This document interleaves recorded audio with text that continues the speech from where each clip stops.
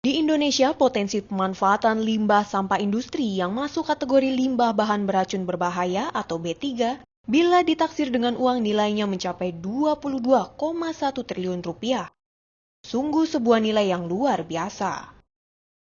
Fly ash adalah limbah sisa proses pembakaran dari pemanfaatan batu bara, salah satunya pada pembangkit listrik. Sedangkan copper slag adalah limbah industri peleburan tembaga.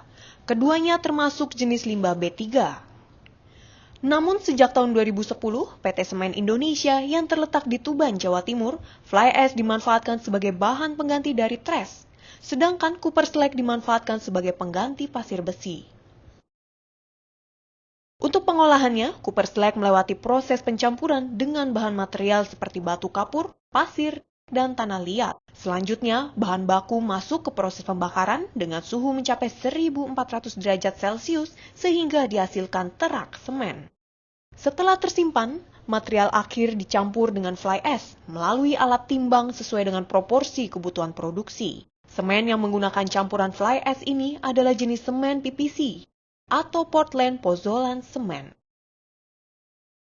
Pengelolaan limbah B3 oleh PT Semen Indonesia telah menerapkan prosedur sesuai dengan persyaratan peraturan tentang pengelolaan limbah B3 serta secara berkala diaudit baik oleh internal maupun oleh eksternal perusahaan yang tentunya ini akan menjamin pemanfaatan limbah ini aman dan mampu menjadi solusi bagi pengelolaan industri melalui B3 ini.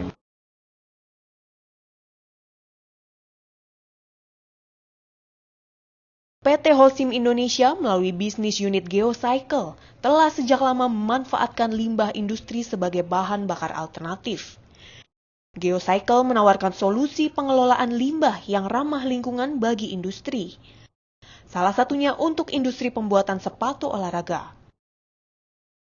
Sebelum dimanfaatkan sebagai pengganti bahan bakar tradisional, limbah diuji terlebih dahulu di laboratorium untuk memastikan kandungan limbah agar tidak mengganggu proses produksi semen sesuai dengan peraturan yang ditetapkan pemerintah.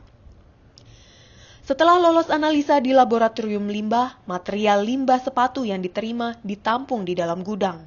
Setelah itu, material diangkut ke mesin pencacah untuk dilakukan proses pencacahan sekaligus homogenisasi.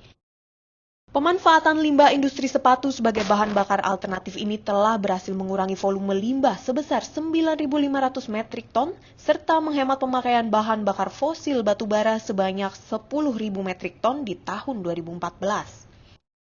Pemantauan emisi pun dilakukan secara terus-menerus untuk memastikan agar emisi yang dihasilkan berada di bawah ambang batas yang telah ditetapkan pemerintah. Keseluruhan proses pemanfaatan limbah baik B3 maupun no B3 dipantau, diaudit, dan dilaporkan secara berkala untuk memastikan limbah dikelola dengan standar keamanan dan kepatuhan yang tinggi. Selama tahun 2014, kami di unit bisnis Geocycle sudah memanfaatkan 160.000 ton limbah padat yang menggantikan 9% bahan bakar tradisional. Sebagai contoh pemanfaatan bahan bakar alternatif di salah satu pabrik Indosemen, Plant 8 adalah pemanfaatan oil sludge dan biomasa seperti serbuk gergaji dan sekam padi. Secara garis besar, proses pemanfaatan oil sludge dan biomasa yang dilakukan adalah sebagai berikut.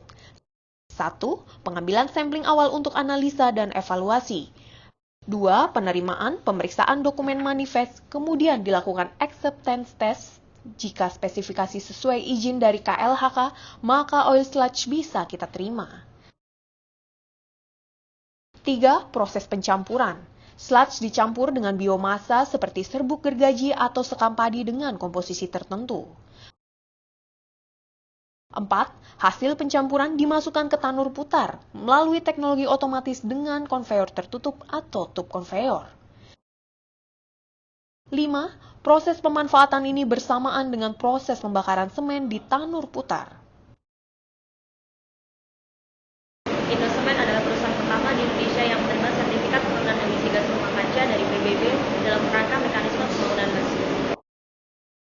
Pemanfaatan oil sludge dan biomasa ini tidak menimbulkan dampak terhadap proses produksi dan kualitas semen, karena kegiatan ini melalui kontrol kualitas yang ketat mulai dari penerimaan sampai ke pemanfaatan.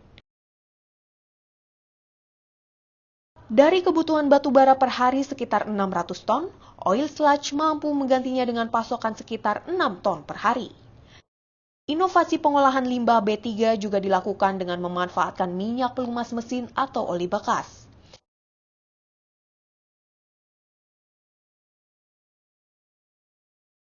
Berangkat dari kebutuhan 800 juta oli untuk kendaraan dan pabrik per tahunnya, PT WGI hadir dengan kapasitas 40 juta liter per tahun. Mengusung konsep pemurnian kembali, oli bekas diproses menjadi oli baru. Menariknya, proses pemurnian oli bekas ini tidak menghasilkan limbah. Pada proses pemurnian oli bekas, dihasilkan sekitar 60% oli baru. Sementara 20% menjadi bahan bakar, 10% air murni, dan sisanya menjadi aspal sehingga aman untuk lingkungan. Karena dari bahan baku, 67% bisa direcovery menjadi pelumas, kemudian sisanya adalah setara dengan solar, dimanfaatkan sebagai energi juga. Kemudian kita mempunyai namanya residu, 24%, itu dimanfaatkan di pembakaran kapur.